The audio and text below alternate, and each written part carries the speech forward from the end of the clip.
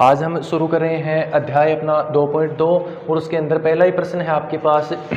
अगर आपको किसी संख्या से 1/2 घटाने और परिणाम को 1/2 से गुणा करने पर जो वैल्यू प्राप्त होती है वह 1/8 प्राप्त होता है, तो वह संख्या क्या होगी, वो संख्या आपको बतानी है। तो आइए इसे हल करते हैं। सबसे पहले तो हम मान लेते हैं कि कोई भी संख्या वो जो है वो अक्स है। माना वह संख्या अक्स, वह संख्या क्या है आपके पास है, अक्स है। अब जैसा जैसा प्रश्न में बोला गया है वैसा वैसा हम करते जाएंगे और अपना रिजल्ट प्राप्त होगा। जैसे सबसे पहले बोल रहा है कि अगर आपको किसी संख्या में से 1/2 घटाने, ठीक है, तो प्रश्नानुसार लिखेंगे, प्रश्नानुसार कह रहा है कि उस संख्या में से 1/2 घटाना है। वो संख्या क्या अपने पास है, अक्स है, तो अक्स में से क्या घटा देंगे, हमें 1/2 घटा देंगे कि अक्स माइनस 1/2। यहां तक की बात होगी। हमने प्रश्न यहां तक पढ़ा, यहां तक का ऑपरेशन हमने लगा दिया कि उस संख्या में से 1/2 घटाना था, मैंने घटा दिया। आगे कह रहा है और परिणाम को 1/2 से गुणा करने पर, मतलब यहां से जो रिजल्ट प्राप्त होता है, यहां से जो परिणाम प्राप्त होता है उसको किससे गुणा करना है, 1/2 से गुणा करना है। मैं गुणा कर दे रहा हूं 1/2 से, तो संख्या जो प्राप्त होती है वो क्या प्राप्त होता है आपका 1/8। मतलब इतना काम करने के बाद जो आपका उत्तर प्राप्त होगा वो क्या होगा, 1/8 होगा। अब अपने पास वही एक चर वाला रैखिक समीकरण बन गया होगा। ये चर राशि अक्स एक ही है, इसमें बाकी सारी अचर राशियां हैं। तो इनको हल करने के लिए हमने क्या देखा था, सिर्फ पक्षांतरण वाला नियम देखा था। पक्षांतरण करेंगे 1/2, यहां गुणा में, इधर जाके किस में होगा, भाग में। तो लिखेंगे हम पक्षांतरण करने पर, पक्षांतरण कर रहे हैं तो अक्स माइनस 1/2 तो ऐसा कैसा रखा ही था, 1/2 का पक्षांतरण करें, यहाँ 2 भाग में, इधर जाके किस में होगा, गुणा में। तो हम लिख सकते हैं 1/8 गुणा 2, इस 2 से 8 कटेगा तो आ जाएगा अपने पास बट्टे में 4। वैल्यू बन गई अक्स माइनस 1/2 बराबर 1/4। मान सीजिए अक्स का, तो अक्स के साथ में 1/2 जो है इसको 1/4 की साइड भेजेंगे, यहां माइनस का, इधर जाके किसका होगा, प्लस का। तो हम लिख सकते हैं अक्स बराबर 1/4 प्लस 1/2। इससे आगे का हल यहाँ ऊपर कर रहे हैं। अपने पास है अक्स बराबर 1/4 प्लस 1/2। यहां से मान हम निकाल सकते हैं लघुत्तम लेके, इन दोनों का एलसीएम कितना आ जाएगा, 4। इस 4 में इस 4 का डिवाइड करेंगे एक बार और एक को ऊपर 1 से गुणा किया 1, प्लस यहां पर वैल्यू होगी अपने पास 2 और अक्स का मान कितना आ गया अपने पास 3/4। दूसरा प्रश्न है अपने पास कुछ इस तरह से कि एक आयताकार तरणताल की लंबाई उसकी चौड़ाई के 2 गुने से 2 मीटर अधिक है। बस यहीं तक पढ़ना है, इससे आगे हल करना शुरू करेंगे। देखो एक आयताकार तरणताल होता है अपना स्विमिंग पूल, तो इसकी लंबाई बता रहा है उसकी चौड़ाई के 2 गुने से 2 मीटर अधिक है। तो हम मान लेते हैं अपने पास ना लंबाई दे रखी ना चौड़ाई दे रखी, तो हम चौड़ाई का मान मान रहे हैं। माना तरणताल की जो चौड़ाई है वो अक्स मीटर है, ठीक है। अब प्रश्न में कह रहा है लंबाई जो है उसकी चौड़ाई के 2 गुने से, तो लंबाई कह रहा है कि इसकी जो चौड़ाई है इसके 2 गुने से, मतलब चौड़ाई को 2 गुणा कर दें, उससे भी 2 मीटर अधिक है, उसमें भी 2 मीटर जोड़े तब जाकर लंबाई बने। कह रहा है कि उसकी चौड़ाई के 2 गुने से, तो मैंने क्या किया, चौड़ाई x थी तो इसको 2 गुना कर दिया, 2 गुणा x लिख दिया। बाद में कह रहा है इससे भी, मतलब 2 गुणा x के बाद भी जो वैल्यू आती है इससे भी 2 मीटर अधिक है, तो मैंने इसमें प्लस 2 कर दिया। ये इसकी क्या बन गई, लंबाई बन गई। इसको हम लिख सकते हैं 2x प्लस 2 मीटर। अब कह रहा है आगे प्रश्न में आगे पढ़ रहे हैं कि यदि इसका परिमाप 154 मीटर है तो इसकी लंबाई व चौड़ाई ज्ञात कीजिए। अगर अपने पास परिमाप दे रखा है और लंबाई चौड़ाई हमने मान ही ली, तो हम यहाँ से इसकी लंबाई व चौड़ाई का माना हुआ जो मान है x और 2x प्लस 2 का मान निकाल सकते हैं। यहाँ से आयत के परिमाप का सूत्र क्या होता है आपके पास, 2 गुणा लंबाई प्लस चौड़ाई। हम लिख रहे हैं आयत का परिमाप, यह होता है 2 गुणा लंबाई प्लस चौड़ाई। और अगर प्रश्नानुसार बात करें तो परिमाप अपने पास दे रखा है 154 मीटर। प्रश्नानुसार परिमाप का मान तो है 154 और लंबाई व चौड़ाई का मान हमने निकाला ही था, माना ही था। चौड़ाई तो थी x और लंबाई कितनी आई थी अपने पास 2x प्लस 2। रख देंगे मान इसमें 2 गुणा 2x प्लस 2 प्लस चौड़ाई है x। ये आ गया अपने पास 154 बराबर है 2 गुणा, यहाँ ब्रैकेट सरल कर रहे हैं, एक अक्स यहाँ है, दो अक्स यहाँ जुड़ के कितना हो गया 3x प्लस 2। बाद में इस 2 को अंदर मल्टीप्लाई करते हैं, या फिर आप इसका पक्षांतरण सीधा भी कर सकते हैं, पक्षांतरण करके इधर ले आओ, जैसा आपकी इच्छा हो वैसा कर लेना। मैं सीधा पक्षांतरण कर रहा हूँ। अपने पास वैल्यू आ गई 154/2 बराबर 3x प्लस 2। इससे आगे का यहाँ ऊपर कर रहे हैं। 154 में 2 का भाग देंगे, आपके पास वैल्यू आ जाएगी 7 दूनी 14 और 7 दूनी 14 77 बराबर यहाँ पर है 3x प्लस 2। अब मान निकालना x का, तो इस 2 को भी इधर भेज देंगे, इधर आके हो जाएगा माइनस का, तो 77 माइनस 2 बराबर है 3x। ये घटाएंगे, आ गया अपने पास 75 बराबर है 3x। x का मान चाहिए, इस 3 का इधर पक्षांतरण करेंगे, यहाँ मल्टीप्लाई में, इधर आके डिवाइड में, तो 75/3 बराबर x। ये डिवाइड करेंगे तो आप हो जाएगा 25, तो x का मान आ गया आपके पास 25 मीटर। x हमने किसको माना था, चौड़ाई को, तो चौड़ाई कितनी आ गई अपने पास 25 मीटर।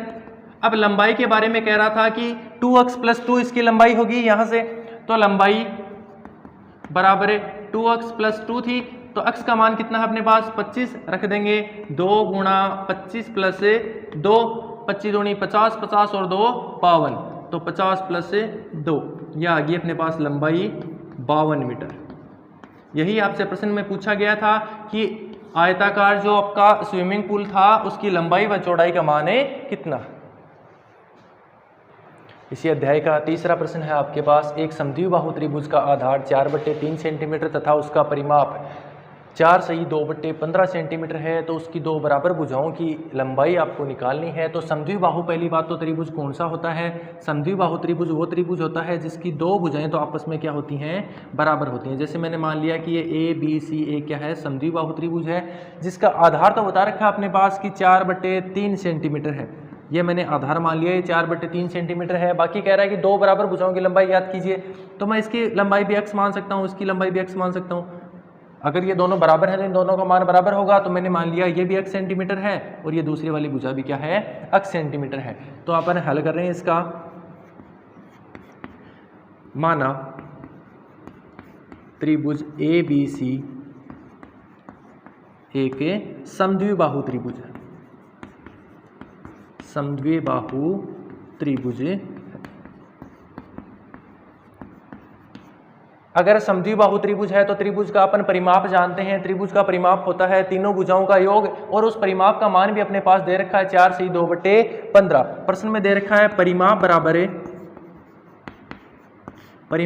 4 सही 2/15 सेंटीमीटर। अगर ये देखो अपने पास मिश्र भिन्न में दे रखा है, इसको साधारण भिन्न में बदलेंगे तो पहले 15 को मल्टीप्लाई करेंगे 4 से, और 4 बाद में जो वैल्यू प्राप्त होती है उसमें ऐड कर देंगे क्या, 2। यही काम करना है आपको। तो 15 चौक 60 और 60 प्लस 2 कितना होता है, 62। ये आपके पास वैल्यू आ गई 62/15 सेंटीमीटर। परिमाप का मान अपने पास आ गया। अब परिमाप से हम जानते हैं परिमाप क्या होता है, त्रिभुज की तीनों भुजाओं का योग क्या होता है, उसका परिमाप होता है। तो हम लिखेंगे त्रिभुज का परिमाप बराबर त्रिभुज का परिमाप बराबर तीनों भुजाओं का योग होता है। पहली भुजा आपके पास AB, बाद में BC प्लस AC। हम लिख सकते हैं AB plus BC plus CA। ठीक है, यहां से त्रिभुज का परिमाप अपने पास प्रश्न में दे रखा है कितना है, 62/15 बराबर AB का मान, A और B का मान है अपने पास x प्लस BC का मान है, आधार का मान अपने पास प्रश्न में दिया था 4/3 सेंटीमीटर, वो लिख रहे हैं 4/3 प्लस CA भी अपन ने x माना था, ये हो गया आपके पास। अब ब्रैकेट सरल करते हैं, एक x यहाँ पर है, एक x यहाँ पर, दोनों जुड़ के हो जाएंगे 2x। ये वैल्यू इसी प्रकार रह जाएगी 62/15 बराबर 2x प्लस 4/3।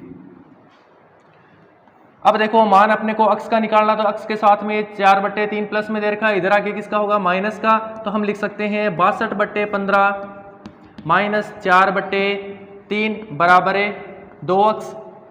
यहां से इनका लघुत्तम लेंगे तो लघुत्तम अपन ले सकते हैं 15। इस 15 में 15 का भाग दिया एक बार, एक को 62 से गुणा किया 62 माइनस इस 15 में इस 3 का भाग देंगे 5 और 5 को 4 से गुणा किया 20 बराबर है अपने पास 2x के। 62 में से 20 घटाएंगे कितना बच जाएगा 42 बट्टे 15 बराबर है 2x। यहाँ से मान x का निकालना, x के साथ में गुणा में 2 है तो इधर आके हो जाएगा ये भाग का। हम लिख सकते हैं 42 बट्टे 15 और ये 2 भी भाग में आने वाला है, गुणा 2 बराबर है x। तो ये मान आ जाएगा यहाँ से 21, हम लिख रहे हैं 21 बट्टे 15 बराबर है x। ये 3 से कट रहा है, 7 ये 21 और 3 5 15, तो x का मान अपने पास आया है x बराबर 7 बट्टे 5 सेंटीमीटर। तो जो बराबर भुजाएं थी उन बराबर भुजाओं का मान अपने पास कितना प्राप्त होता है 7 बट्टे 5 सेंटीमीटर। 4 का सवाल है आपके पास, दो संख्याओं का योग 95 है। यदि एक संख्या दूसरी संख्या से 15 अधिक है तो दोनों संख्याएं ज्ञात कीजिए। ज्ञात करते हैं। अभी कह रहा है कि एक संख्या दूसरी संख्या से 15 अधिक है। मान लेते हैं माना एक संख्या या माना पहली संख्या x। अगर यह संख्या x है तो दूसरी संख्या के लिए अपने पास प्रश्न में दे रखा है, तो दूसरी संख्या क्या होगी आपके पास है, कह रहा है कि पहली संख्या का 15 अधिक है, ये कह रहा है कि दूसरी संख्या से 15 अधिक है, तो हम कह रहे हैं x प्लस 15, ये 15 ज्यादा होगी। बाद में प्रश्न में कह रहा है कि दोनों संख्याओं का योग 95 है, तो हम लिख रहे हैं प्रश्नानुसार दोनों संख्याओं का योग x प्लस 15 कर देंगे, योग x प्लस 15। योग कितना बता रहा है 95, ये लिखा 95। x और x को ऐड करेंगे अपने पास मिल जाएगा 2x प्लस 15 इक्वल्स टू 95। यहाँ से x का मान निकालना, इस 15 का पक्षांतरण करेंगे, लिखते हैं पक्षांतरण करने पर पक्षांतरण करें वैल्यू प्राप्त होती है 2x इक्वल्स टू 95 माइनस 15। 95 में से 15 को घटाते हैं, वैल्यू प्राप्त होती है 80। अब मान निकालना है x का, तो x के साथ में जो 2 दे रखा है इस 2 को इधर मल्टीप्लाई में, इधर जाके डिवाइड में, तो x बराबर होगा आपके पास 80/2 मीन्स 40। x का मान आ गया अपने पास 40। ये पहली संख्या तो अपने पास x आ गई, दूसरी संख्या के लिए क्या कह रहा है x प्लस 15, तो वो संख्याएं क्या होंगी, तो संख्याएं होंगी आपके पास एक तो होगी 40 और दूसरी संख्या होगी आपके पास 40 प्लस 15 मीन से 55। ये दो संख्याएं जो है आपकी प्रश्न का आंसर देंगे। इन दोनों संख्याओं को ऐड करेंगे तो 95 ही आ रहा है। अगला प्रश्न आपके सामने है, दो संख्याओं का अनुपात 5:3 है। यदि उनमें अंतर 18 है तो वो संख्याएं आपको निकाल के बतानी है। अब देखो हल कर रहे हैं इसका। अब संख्याएं नहीं दे रखी, उनका अनुपात दे रखा है। जब भी कोई संख्याएं आपको अनुपात में दे रखी हों और उन दोनों संख्याओं के मूल संख्या की बात की जाए तो उन दोनों अनुपातों में हम किसी भी एक समान संख्या से गुणा करके उनको मूल संख्याएं मान सकते हैं। तो हम इन दोनों संख्याओं को, या फिर 5:3 जो है, तो हम इनको कह सकते हैं माना मूल संख्याएं। माना मूल संख्याएं 5x व 3x। हमें अनुपात दिया गया था 5:3। अब देखो जब भी कोई चीज या किसी भी संख्या का अनुपात दे दिया जाए, जैसे बोल दिया जाए कि एक टैंक है उसके अंदर तो 300 लीटर पानी भरा हुआ है और दूसरा टैंक है उसके अंदर 350 लीटर पानी भरा हुआ है। अब इन दोनों के अनुपात की बात की जाए तो अनुपात का मतलब होता है इन दोनों का डिवाइड या फिर इन दोनों के मध्य ये सिंबल। अब देखो अनुपात होता है इन दोनों में जो सबसे छोटी संख्या हमें प्राप्त होती है, मतलब 1 0 से 1 0 काट सकते हैं, 6 5 30 और 7 5 35। तो 6:7 होगा, ये इन दोनों का अनुपात होगा। एक टैंक में जो पानी था 300 लीटर, दूसरे में था 350 लीटर। अब अगर मैं इन दोनों को किसी एक संख्या से ही गुणा करता हूं, जैसे मैं इन दोनों को 50 से गुणा कर दूं, जब इस 6 को 50 से गुणा करूंगा तो 7 को भी इसी 50 से गुणा करना पड़ेगा। जब इन दोनों को 50 से गुणा कर रहा हूं तो वापस से वही वैल्यू हमें प्राप्त हो रही है।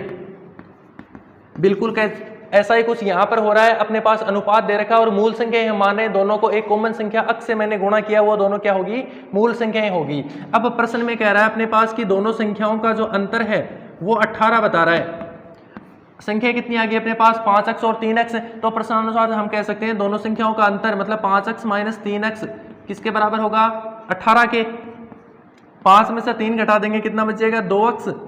2x बराबर है 18, तो x बराबर क्या होगा आपके पास है 18/2। क्या किया मैंने, ये 2 यहाँ मल्टीप्लाई में था, इधर आके डिवाइड में चला गया, इस 2 से इसको काटेंगे, x बराबर आ गया आपके पास 9।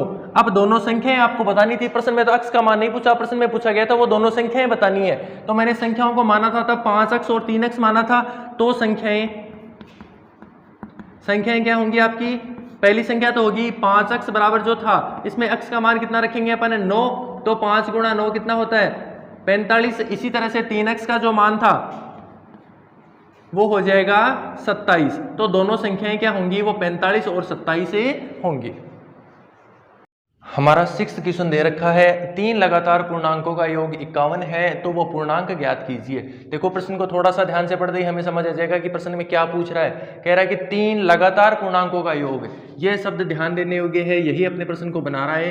कह रहा है कि 3 लगातार पूर्णांकों का योग 51 है। जैसे हम कहते हैं कि 3 लगातार कोई भी पूर्णांक हो, वो कैसे भी पूर्णांक हो सकते हैं पर लगातार होंगे, जैसे 1 2 3 है, लगातार ही है, एक के बाद एक ही आना चाहिए, जैसे एक के बाद 2 उसके बाद 3, इनका पूर्णांकों का योग जो है 51 बता रहा है कि ऐसे कोई 3 पूर्णांक लेने हैं लगातार जिनका योग 51 हो। तो वो पूर्णांक हमारे पास दे नहीं रखे, तो उन पूर्णांकों को हम मान लेंगे।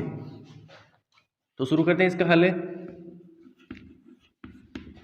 कि माना पहला पूर्णांक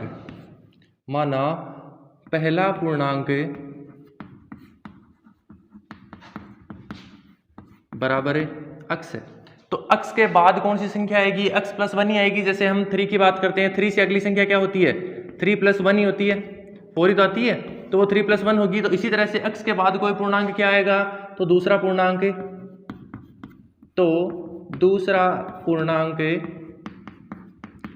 पूर्णांक होगा हमारे पास x + 1, और तीसरा पूर्णांक इसी प्रकार है,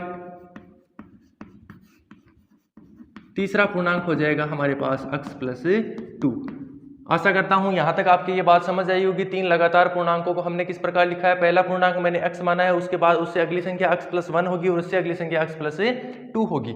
अब अपने प्रश्न में कह रहा है कि 3 लगातार पूर्णांकों का योग, मतलब जो पूर्णांक आपके पास 3 है उनका योग 51 होना चाहिए। तो हम लिख सकते हैं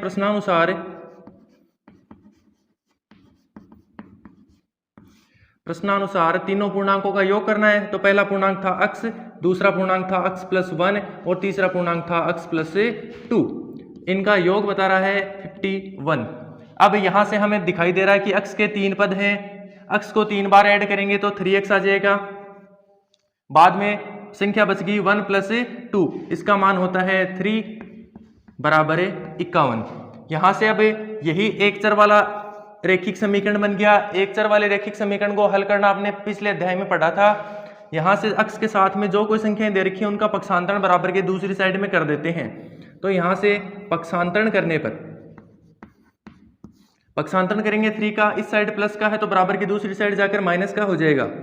3x बराबर 51 - 3, तो हम लिख सकते हैं 3x बराबर 48। 51 में से 3 माइनस करेंगे 48। बाद में मान x का निकालना, x के मल्टीप्लाई में 3 है जिसको बराबर की दूसरी साइड में भेजते हैं तो वो चला जाता है डिवाइड में।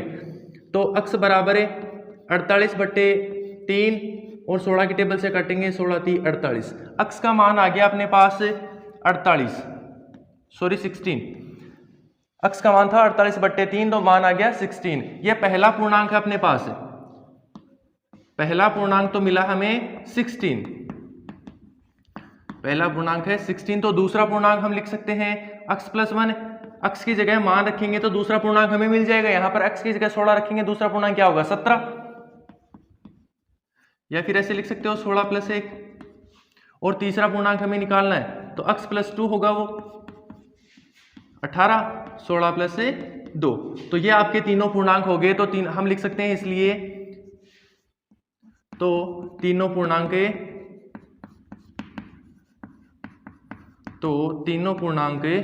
16, 17 और 18 होंगे।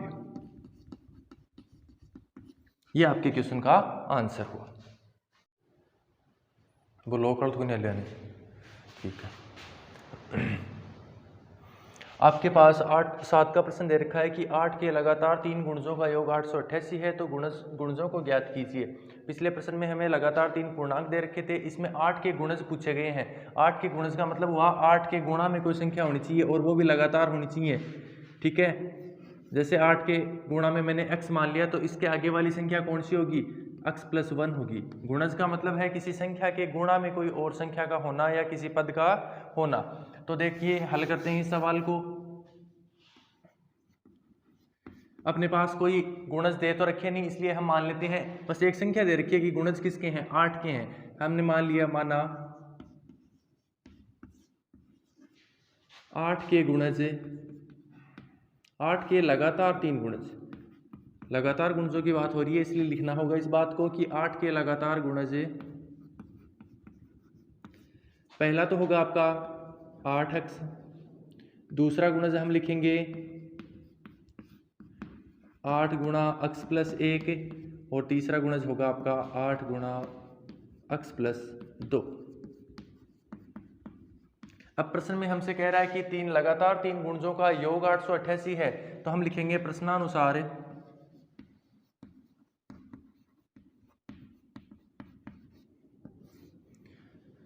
तीनों गुणजों का योग। पहला गुणज है 8x, लिखो 8x plus 8 into x+1 plus 8 into x+2 equals to बता रहा है 888। अब हम इसको सरल करें, ये तो 8x दे ही रखा है, प्लस ये 8 अंदर गुणा होगा पहले इसके साथ और उसके बाद 1 के साथ, तो ये पहले x के साथ गुणा होगा तो आपके पास मिलेगा 8x और 8 1 के साथ गुणा होके बनाएगा 8। फिर वापस से वही गुणा करना है, 8 को x के साथ गुणा करेंगे 8x प्लस 8 को 2 से गुणा करेंगे, यही गुणा करना है हमें पहले इसके साथ उसके बाद नेक्स्ट संख्या के साथ। 8 को 2 से गुणा किया 16 बराबर 888। यहाँ से x के पद जो हैं उनको एक साथ जोड़ लेते हैं और जो अचर पद हैं उनको एक साथ जोड़ लेते हैं। तो 8 है, 8 16 और 8 24, x तो हो गया आपके पास 24, बाद में जो अचर संख्या बची 8 और ये 16, 8 और 16 को जोड़ेंगे ये संख्या मिलेगी 24 बराबर है आपका 888। ये हमने एक चर वाला रैखिक समीकरण बना लिया। इस एक चर वाले रैखिक समीकरण को हल करने के लिए मैंने बताया था x के अलावा जितने भी पद हैं उनको दूसरी बराबर के दूसरी साइड भेज देते हैं। तो हम यहाँ से लिखेंगे पक्षांतरण करने पर, पक्षांतरण करने पर, पक्षांतरण करेंगे, ये 24x था और ये प्लस में 24 था, इस 24 को इस साइड भेज देंगे। 24x बराबर 888 माइनस 24, 888 में से 24 घटाएंगे आपके पास संख्या मिल जाएगी 24x बराबर 4 6 और 8, 864 संख्या आ जाएगी। अब मान चाहिए हमें x का, तो x के मान के लिए हम करेंगे इस x के साथ में जो 24 मल्टीप्लाई में है इसको इधर ले जाके डिवाइड में भेज देंगे, बराबर के दूसरी साइड जाकर किसका हो जाएगा, डिवाइड का। तो x बराबर आ जाएगा आपके पास 864 बट्टे 24। यहाँ से आप इसको काटोगे, 2 की टेबल से काट लो पहले, 4 3 और 2,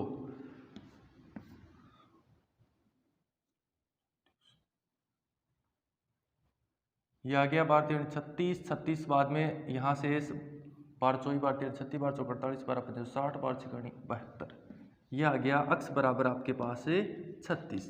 ये x का मान आया है। x का मान जैसे आप यहाँ रखेंगे तीनों संख्याओं में तो वो 8 के गुणज के रूप में प्राप्त हो जाएंगी। तो हम लिख सकते हैं यहाँ से 8x होगा एक तो 8 गुणा 36, दूसरी संख्या आपकी 8 गुणा x+1 है तो दूसरी संख्या लिखेंगे 8 गुणा x की जगह 36 और प्लस में 1, और तीसरी संख्या होगी आपके पास 8 गुणा 36 प्लस 2। आप इनको सरल करते हो,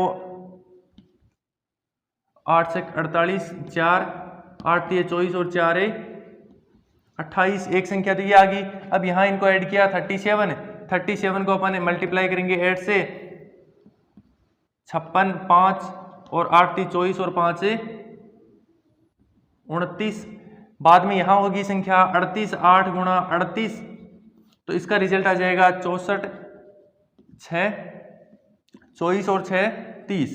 तो आपके पास तीन संख्याएं मिलेंगी, एक तो होगी 288, एक होगी 296 और तीसरी संख्या होगी 304। क्वेश्चन नंबर 8 आपके पास दे रखा है, तीन लगातार पूर्णांक बढ़ते हुए क्रम में लेकर उन्हें क्रमशः 2, 3 तथा 4 से गुणा कर योग करने पर योगफल प्राप्त होता है 74। तो तीनों पूर्णांक ज्ञात कीजिए।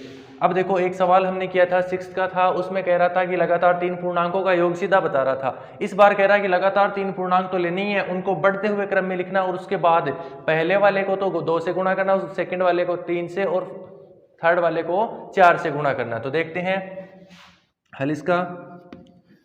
पहले तो हमें क्या मानने हैं, तीन पूर्णांक मानने होंगे, पूर्णांकों को बाद में गुणा करना है। तो हम मान लेते हैं, माना तीन लगातार पूर्णांक, तीन लगातार पूर्णांक, तीन लगातार पूर्णांक मैंने मान लिए। पहला तो अक्स है, दूसरा अक्स प्लस 1 है और तीसरा है आपका अक्स प्लस 2। ये तीनों पूर्णांक मान लिए हमने। पहला क्रमागत की बात करी थी, तो 6 वाले प्रश्न में हमने ऐसे ही माने थे तीन क्रमागत पूर्णांक, वही तीन क्रमागत पूर्णांक आगे। बाद में कह रहा है कि इनको बढ़ते हुए क्रम में लेना, तो ये बढ़ता हुआ क्रम ही है आपका। पहली संख्या अक्स है, उसके बाद अक्स प्लस 1 है और उसके बाद अक्स प्लस 2 है। बाद में कह रहा है कि उन्हें क्रमशः 2, 3 तथा 4 से गुणा कीजिए। अब प्रश्नानुसार की बात करें, हम प्रश्न में क्या दे रखा है हमें कि जो आपके पास तीनों पूर्णांक थे उनको क्रमशः 2, 3 तथा 4 से गुणा करना है और योग करना है। पहला पूर्णांक है उसको 2 से गुणा करना है तो 2x, बाद में प्लस दूसरा पूर्णांक है उसको 3 से गुणा करना है, 3 से गुणा कर देंगे x प्लस 1। बाद में चौथे वाले को तीसरे वाले को 4 से गुणा करके योग करना है इन तीनों का। इन तीनों का योग करने पर प्राप्त होता है योगफल हमें 74। ये आपके प्रश्न में बात की गई है, मैंने वही लिखा है। कहा गया था कि उन्हें क्रमशः 2, 3 तथा 4 से गुणा करना है। पहले वाले पद को मैंने 2 से गुणा किया है, दूसरे को 3 से और तीसरे वाले पद को 4 से गुणा किया है। अब इसका अंदर गुणा कर लेंगे, जो 3 है इसको ब्रैकेट के अंदर गुणा करेंगे तो हमें प्राप्त होता है 3 को पहले x से गुणा करेंगे तो 3x, बाद में इस 3 को 1 के साथ गुणा करेंगे तो प्लस 3। ऐसे ही इसी 4 को गुणा कर लेंगे पहले x के साथ और उसके बाद 2 के साथ। 4 के साथ गुणा करते हैं 4x और 2 के साथ गुणा करते हैं 8 बराबर 74। अब यहाँ से x के पद एक साथ जोड़ लेते हैं और बिना x वाले एक साथ जोड़ लेते हैं। 2x था, 3x था और 4x, 4 3 7 और 2 9, तो ये आपके पास आ गया 9x प्लस बिना x वाले पद थे, एक तो 8 था और 3 था, 8 और 3 11 बराबर 74। अब यहाँ से अपने पास एक चर वाला रैखिक समीकरण हमें प्राप्त हो जाता है। एक चर वाले रैखिक समीकरण को हल करना हमने पिछले अध्याय में सीख लिया था।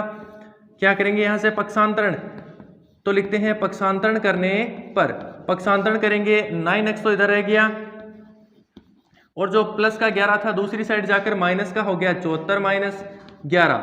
इसे हल करते हैं, 9x बराबर 74 में से 11 घटाएंगे आपके पास मिलेगा 63।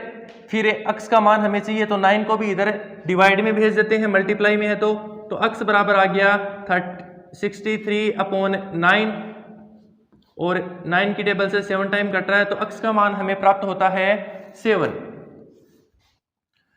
x बराबर 7 आ गया।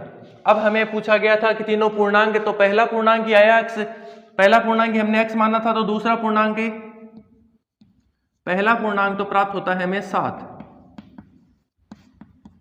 तो दूसरा पूर्णांक इसके बाद वाला जस्ट बाद वाला लगातार ही हमने लिए थे, तो 7 के बाद कौन सा प्राप्त होता है हमें 8 और तीसरा 9। ये आपके क्वेश्चन का 8 आंसर होगा क्वेश्चन नंबर 8 का। वो जो तीन पूर्णांक थे वो होंगे 7, 8 और 9।